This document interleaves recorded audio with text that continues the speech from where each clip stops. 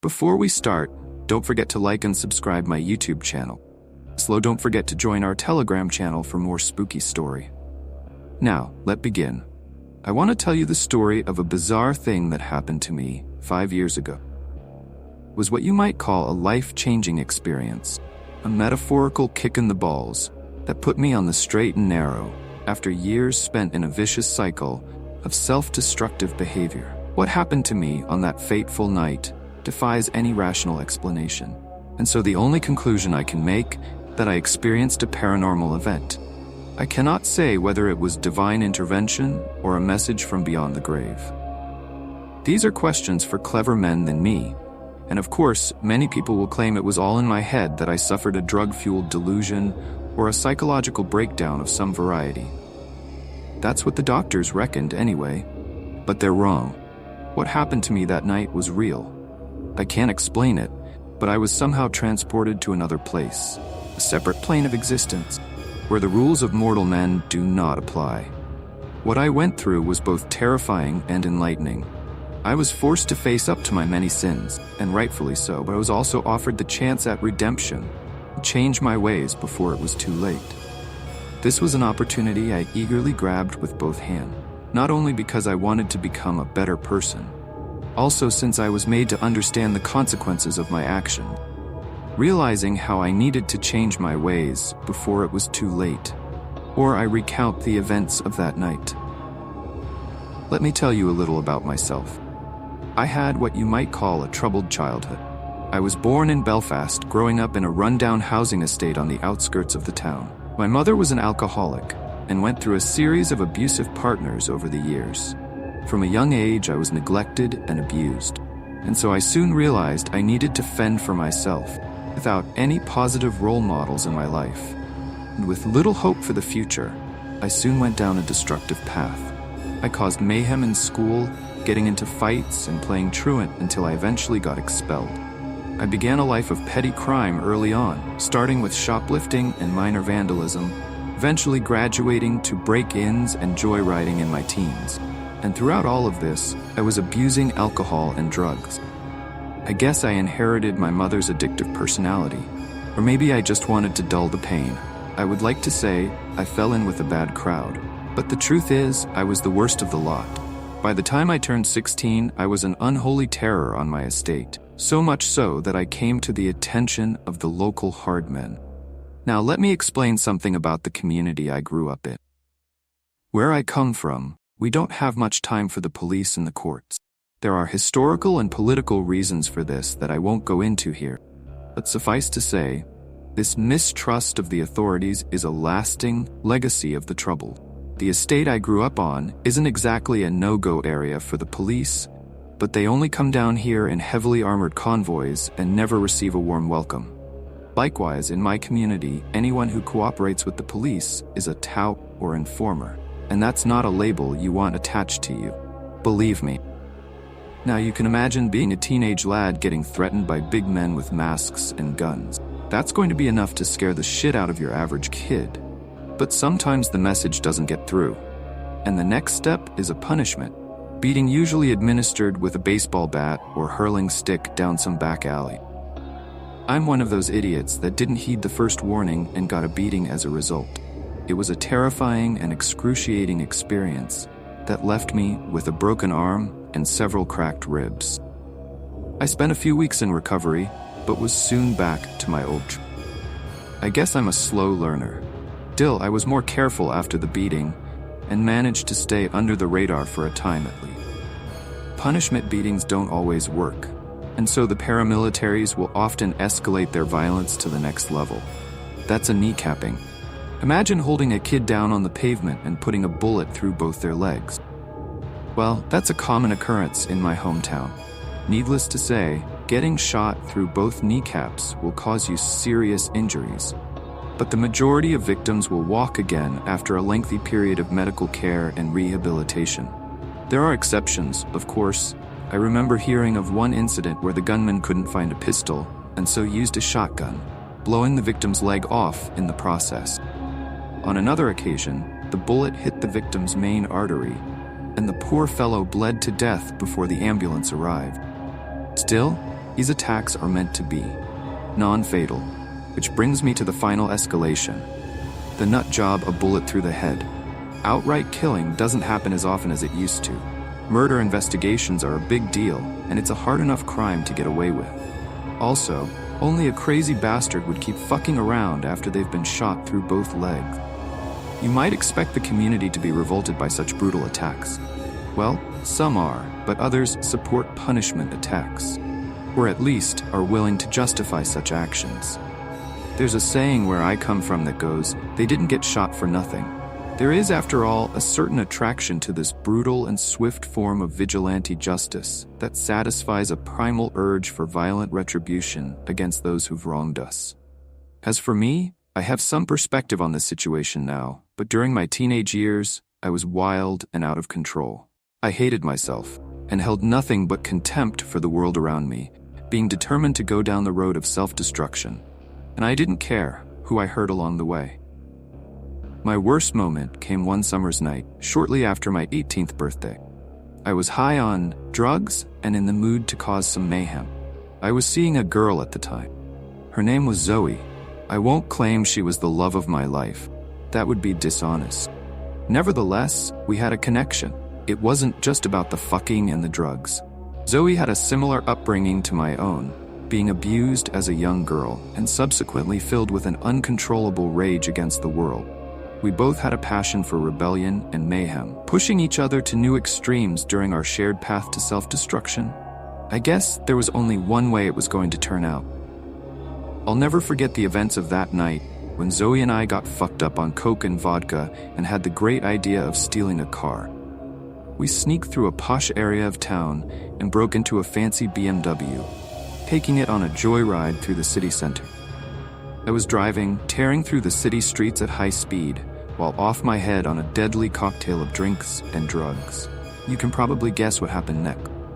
There was a sudden turn in the road. I was going too fast. My reaction time was impaired, so I couldn't make the turn in time. I remember it seemed like the whole world went by in slow motion as the car hit the curb with force and went flying. Zoe screamed out in terror. Clearly she was afraid. Despite her reckless lifestyle, she did not want to die. What happened next was something of a blur. What I know is that the airbag on the driver's side deployed, and this is what saved my life. But Zoe wasn't so lucky. She wasn't wearing a seatbelt, and so got hurled forwards through the windscreen. Her helpless body threw through the air like a lifeless rag doll, and she hit the tarmac hard and head first, her neck snapping like a matchstick. I crawled from the wreckage in a daze to survey the bloody carnage before me. I knew Zoe was dead. As soon as I sat eyes upon her twisted and broken body, I wanted to run to her side to cradle her in my arms and whisper in her ear how sorry I was. But in that moment, I heard sirens in the distance quickly coming ever closer. I ran away like a coward, leaving my girlfriend's shattered corpse on the roadside. Somehow the police never got me for this heinous crime. I was brought in and questioned, but they couldn't place me at the scene or prove that I was driving the stolen car, and so I was never convicted. That's not to say I got off scot-free. However, people in my local community knew I was responsible, so I was treated like a hated pariah. I didn't dare attend Zoe's funeral, and afterward, grieving father came after me with a hatchet he was determined to bury in my skull. I barely escaped with my life, and soon fled the estate in fear of further reprisals, squatting in an empty flat on the other side of the city. I was isolated and filled with guilt over my role in Zoe's death, and so I became even more withdrawn, consuming increasingly dangerous amounts of alcohol and drugs in an attempt to dull the pain. I'd hit rock bottom, and there was only one way it would all end if I continued down this path. And then, after a heavy night in which I downed a lethal combination of vodka and pills, I experienced the unexplainable event that saved my life. The night preceding the event was something of a blur, but I had been drinking until at least 3 a.m. before I crashed out on the sofa. I woke several hours later with a stinging headache, and my mouth tasted of vomit, not unreasonably.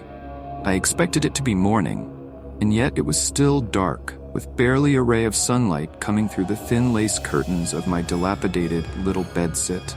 I checked my watch, but found that it had stopped. Likewise, my mobile phone was totally dead. I cursed out loud in frustration. But to be honest, I couldn't complain too much, as both items were stolen anyway, with some difficulty. I pulled myself up off the sofa and stumbled across the rubbish-strewn floor, making my way to the window and sheepishly pulling back the curtain to reveal the view outside.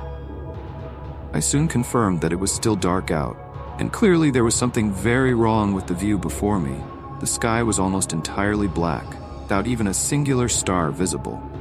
The only dim light came from the sun, which sat low on the eastern horizon. However, this was no normal sun. Instead of shining bright and emitting light and heat, orb burned a pale white, producing only a weak illumination over the otherwise darkened landscape. I had never seen anything like this before, and so wondered whether the planet was experiencing some kind of unique atmospheric event. But surely I would have heard something if such a unique event was anticipated. The next thing I noticed was how there were no artificial lights anywhere on the horizon.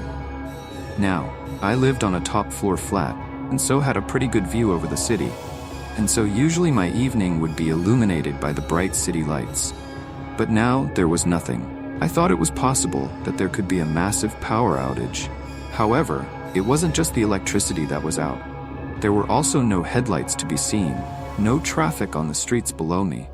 In fact, there were no signs of life whatsoever, not a living soul that I could see. At this point, I imagined I was having a very vivid dream.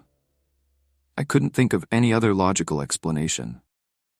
I stumbled to the bathroom with the intention of splashing cold water over my face, but to my immense frustration, I discovered that none of the taps were working, and not a drop of water was to be found.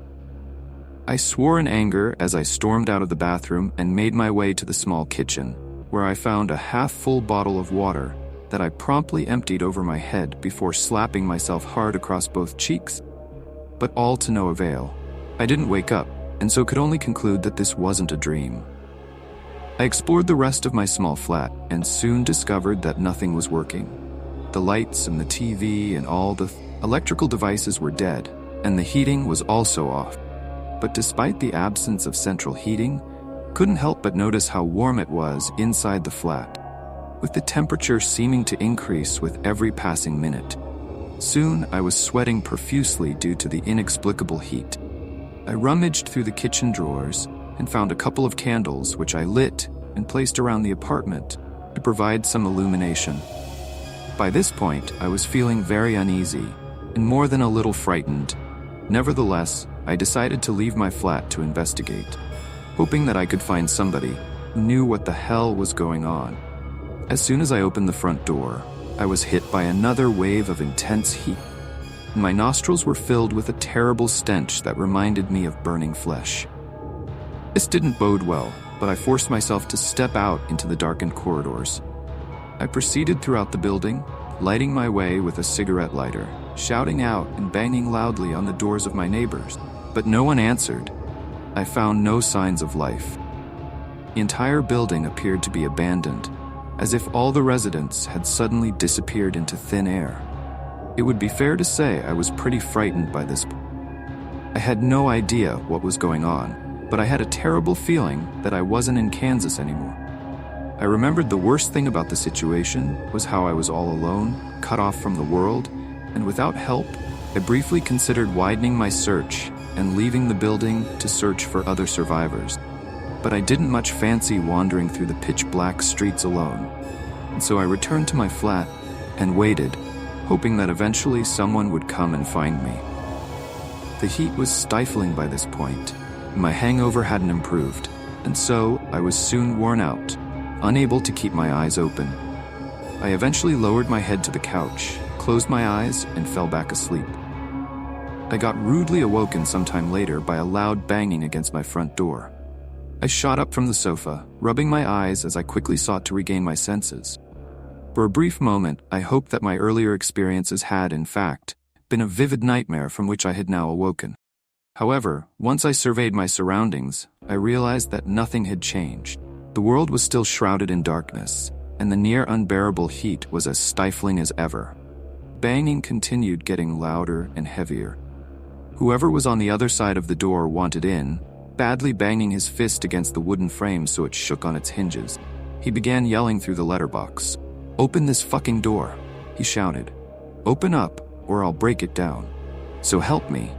I didn't know whether to feel relieved or terrified. I had found another human being, or at least he'd found me. But the newcomer clearly wasn't friendly, and it seemed like he wished to do me harm. He continued to scream, thump, and kick, and I realized it wouldn't be long before the intruder broke through my flimsy front door. I replied frantically in an attempt to buy some time. "All right, all fucking right," I cried out. "Just give me a second." I rushed to the kitchen, grabbing the sharpest knife in my possession and hiding it in my waistband. As I nervously approached the door, the intruder temporarily stopped banging and screaming, allowing me to approach the door and peek through the peephole. I set my eyes upon the angry interloper for the first time, and was shocked by what I saw. He was a large man, although roughly my height and build. He wore a combat jacket and jeans, his face being covered by a woven balaclava with 2 crudely cut holes for his eyes. Those fucking eyes. What can I say about them? They burnt a fierce red, appearing more demonic than human, and they were filled with hatred, a righteous anger about to be released. And the man had come prepared for his grisly task, armed with a chipped baseball bat he carried in his right hand, and with a silver-colored revolver tucked into his waistband. I gasped in terror when I realized what this was. The paramilitaries, the men with woolly faces, they'd finally come for me, sending this dead-eyed enforcer to enact violent retribution for Zoe's death, or for the dozens of other crimes I'd committed over the years. My time had finally come, but I still felt the defiance burning inside me, and I was determined to not go down without a fight. The masked intruder stood back from the door and once again spoke angrily through clenched teeth. "Open this fucking door, you bastard." I laughed nervously before responding. "You must be joking. There's no way." I didn't get the chance to finish my sentence. The masked man charged, hitting the door with an enormous force. He smashed through the door, breaking it clean off its hinges. I was struck and knocked over, totally shocked by the immense strength paramilitary gunmen had exerted. Reaching for my waistband, I grabbed the kitchen knife and tried to slash out at my attacker, but he was too fast for me. The baseball bat came down heavily against my hand. I heard a sickening crack and suffered a shooting pain through my arm, forcing me to drop the knife. I screamed out for mercy. My attacker showed none. He struck out again with the bat, cracking my exposed ribs as I lay helpless. I was reminded of the brutal punishment attack I had suffered years before, realizing that history was repeating itself. All the resistance had been beaten out of me by this point. I could only watch on helplessly as the masked man calmly stepped over me, for he roughly grabbed hold of my overgrown hair and physically dragged me across the floor. I cried out in shock and pain, but my captor showed no mercy, screaming at me, "Shut the fuck up." I kicked and struggled, but his strength was extraordinary, and I could do nothing to prevent my attacker from physically lifting my body and tossing me back onto the couch. I landed on my injured arm and squealed in agony. Shielding my broken hand, I turned and faced my captor, who calmly placed his bloodied bat on the coffee table before sitting on a hard wooden chair, facing me, pulling the revolver from his waistband and aiming it straight at my head. I froze in submission, staring into his demonic red eyes and experiencing a cold chill of terror pulsating throughout my body. I could not avert my gaze, despite the intense fear I felt. I wondered whether this was really a man who sat before me, or was it something else? Something evil with powers that a mere mortal such as myself could not possibly comprehend.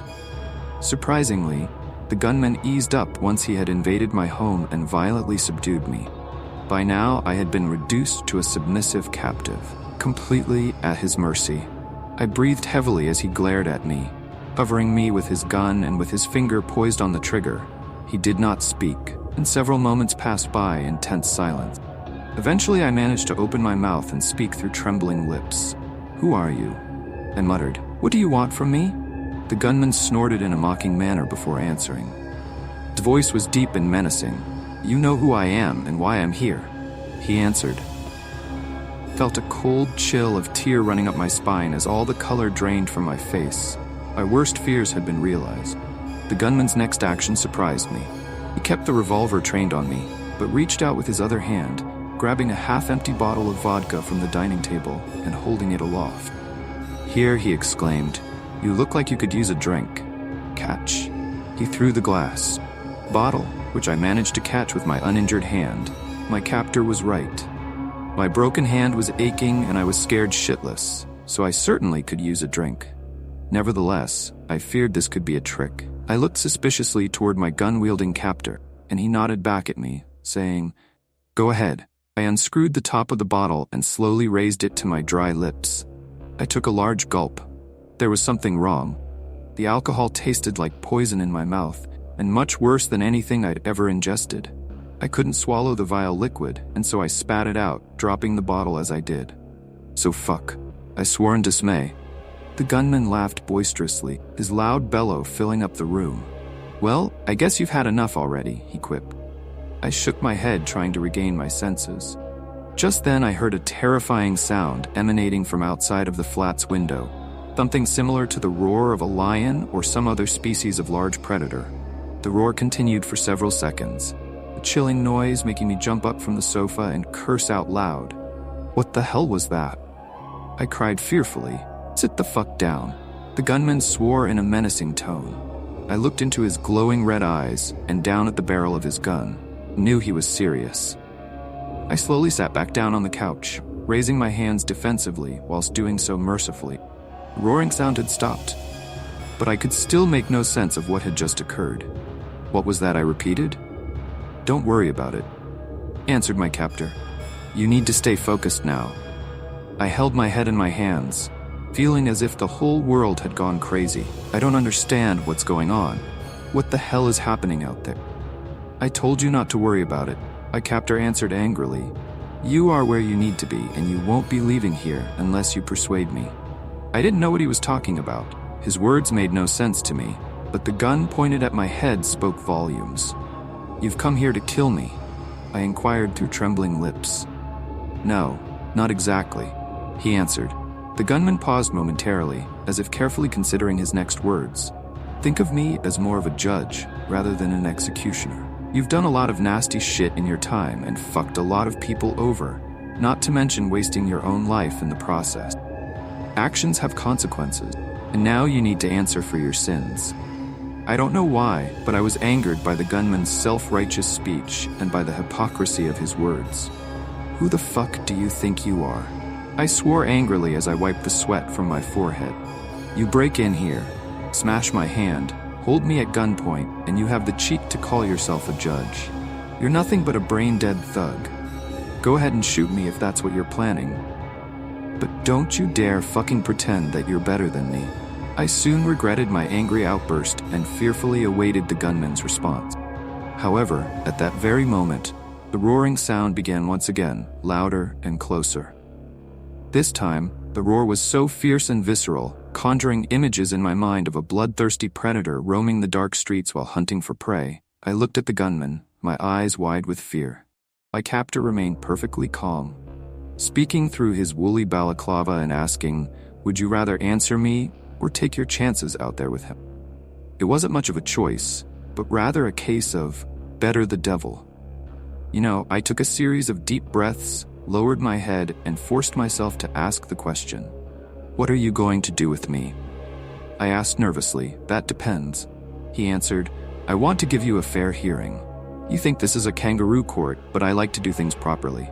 I'll give you a chance to defend yourself, and I've even called in a witness to speak, one who I'm sure you'll remember." He nodded, motioning towards the open doorway. I turned my head to look, and my heart almost stopped when I saw her. It was Zoe back from the dead. Inexplicably, she was standing in my doorway and looking down upon me with eyes as black as the night. Her body was emaciated and her skin paler than the palest white, while her scraggly hair hung loose over her face. Zoe was grinning as she turned to face me, opening her mouth to reveal a gaping black hole. I screamed out in terror, recoiling on the sofa in an attempt to get away from this ghoulish entity. Zoe, or whatever she was now, laughed cruelly in open mockery of my reaction. What's the matter, Dave? Don't you like my new look? I was horrified and speechless, unable to look into her dead eyes. Instead, I glanced back to my gun-wielding captor. It's seeking some kind of explanation. What the hell is she doing here? I demanded.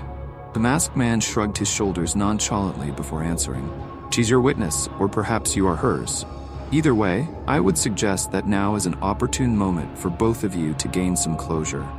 This was crazy, but it also made sense. For so long, I had prayed for the chance to speak with Zoe one last time, to say how sorry I was and to seek her forgiveness. And now somehow I'd been given that opportunity. But yet, in that moment, I couldn't think of what to say to her. The spirit of Zoe looked down upon me with her black, lifeless eyes glaring accusingly as she spoke in a disembodied voice. You let me die. You left me on the tarmac like I was a piece of fucking garbage, and you never took responsibility for what you did. I was frozen. The guilt I carried with me for so long was overwhelming. What could I say? In my defense, whatever I came up with would surely be grossly inadequate, and so I simply said the first thing which came into my mind. I'm so sorry. Zoe, I sputtered. I never meant to hurt you. She snorted in disgust. 'Cause you treated me like a real princess, didn't you? What was I to you? Oh fuck buddy, some dumb bitch to score drugs with, or just someone as fucked up as you are, another lost soul committed to mayhem and self-destruction. The latter was the closest to the truth, but I didn't try to answer her question. Instead, I provided a meek and wholly inadequate reply. I'm sorry, I didn't know what I was doing. Zoe laughed once again, her otherworldly voice filling up my room. Well, at least it's the truth. She paused for a moment, lowering her volume before speaking her next words in a more sympathetic tone. I swore I could see a glimmer of light in her otherwise dark eyes. For a long time, I hated you for what you did to me. I wanted you to suffer like I have, but then I realized that it wasn't your fault. Not really. You were fucked up back then. Still are, I guess, but so was I. If I hadn't died in that crash, it would have been something else. Drink, drugs, a violent boyfriend. You treated me better than most, and I finally found some peace where I am. I pray you'll find the same one day. I forgive you, Bate. Can let go of your guilt. I was in tears by this point. Zoe's words had such an impact upon me. I felt like a great weight had been lifted from my weary shoulders. I glanced back up at Zoe and found her appearance had changed. She was no longer the ghoul who'd confronted me, but had instead transformed back into the innocent girl I had once known, complete with kind green eyes and a sweet smile. I wiped my eyes to clear away the tears, before lifting my head to speak with Zoe, only to find she was gone, her spirit having seemingly disappeared into thin air. I looked back at the gunman in shock and confusion. He merely shrugged his shoulders and said, "Well, that went better than expected." I experienced a glimmer of hope, but my good fortune did not last long. I jumped up in my seat when I heard it. The animalistic roar so loud and piercing the creature, or whatever was producing this terrible sound, was close now. I reckoned it must be on the street right below my block of flats. I could hear it moving, thumping loudly as it beat a path along the tarmac. The whole building shook with each step it took. I couldn't imagine what type of horrifying monster was producing these blood-chilling sounds, but somehow I knew it was coming from me. I believed this hideous creature would do unspeakable things to me before it finally put me out of my misery, but I realized then that I did not want to die. I experienced a primal terror as I looked to my gun-wielding captor, who ironically now offered my last chance at salvation. The masked man shook his head inside, lowering his handgun ever so slightly as he did so. I hoped we would have more time. He said in a somber tone, "Well, I guess we're going to have to bring this to a conclusion." I heard a smashing noise come from the street below, followed by the sounds of claws tearing at wood and plaster. The monster was breaking into the building. I could hardly breathe by this stage. My fear was all-encompassing, and the heat inside of the flat was so intense that I feared I might pass out. My vision was blurred as I watched my captor rise from his chair, holding his revolver with one hand whilst using his other to slowly remove his mask and reveal his face. For the first time during our encounter, I watched on awestruck as the balaclava was removed, and I recoiled in horror when I saw my own face staring back at me true. His eyes were still red, although their brightness had dimmed ever so slightly and all the blood was drained from his face. But otherwise, he was my doppelganger, an exact double. I don't know why, but watching that mask being removed and seeing my own face staring back at me was the most terrifying thing I'd ever experienced this far. My whole body shook as I forced myself to speak. "What? What are you?" My doppelganger laughed in a mocking fashion before replying, "Well, I'm you. I've always been you. Who else would kick the living shit out of you? Who else would know your deepest, darkest fears and force you to suffer through them?" As if on cue, I heard the sound of something huge tearing up the staircase. The beast was coming from me, and it wouldn't be long before it reached my floor. "Why?" my double demanded. I stared back at him in confusion. "Why would I?" I exclaimed in a panic. "Why do you do this to yourself, to us? Why do you keep fucking it up?" I shook my head. My brain was racing. I could hear the monster's low growl and the ruckus it caused as it smashed its way through the building. I knew we didn't have much time. I struggled to find the words, realizing this was crucially important, finding myself unable to focus. I don't know my mother, my stepfather's, all that shit. What chance did I have? "You have a chance," my doppelganger screamed back. "You can change, but you must do it now, before it's too late." I heard a thunderous bang, that of a huge body smashing through something heavy. This was followed by an almighty roar that nearly deafened me. I could smell the foul stench of raw flesh. The monster was here. It would be at my door in a second. I looked to my double, now realizing he was the only one who could save me. "Please," I pleaded. "Please, don't let it take me. I don't want to," he replied calmly. "But you've got to ask me," what I cried. The monster had reached the doorway. I could feel its hungry, hate-filled eyes upon me, and I could smell its foul breath. But I didn't dare look, instead focusing my gaze upon the entity standing before me. "Ask me," he screamed. "Ask me to set you free." I heard the monster creeping through the corridor, felt its hot breath against my skin. I was terrified, but I knew it was now or never do it. I screamed. My doppelganger smiled ever so faintly before raising his gun and pulling the trigger. I saw a bright flash, experienced a sharp, searing pain, and then everything went black. I woke up to bright lights and excited conversation, fighting through the pain and disorientation. I soon discovered that I was lying in a hospital bed with medical staff hovering over me. It was some time later, before I was told how I'd got there. One of my neighbors had discovered my front door smashed open that morning. Suspected a burglary. He entered my flat and found me face down and unconscious on the floor, lying in a pool of my own vomit, with a bottle of vodka and half an empty jar of pills by my side. My neighbor called an ambulance, and the paramedics were able to resuscitate me and pump my stomach. They said I was only minutes away from death when they found me. In addition to the overdose, several bones in my hand had been broken and one of my ribs was cracked. As for my memories of that evil place, well, the doctors claimed it was all in my head. Nevertheless, neither they nor the police could explain how my front door had come to be kicked in or how I had injured my hand. It must have thought I was crazy. However, as I got sent to a psychiatric hospital for treatment, this wasn't the most pleasant of experiences.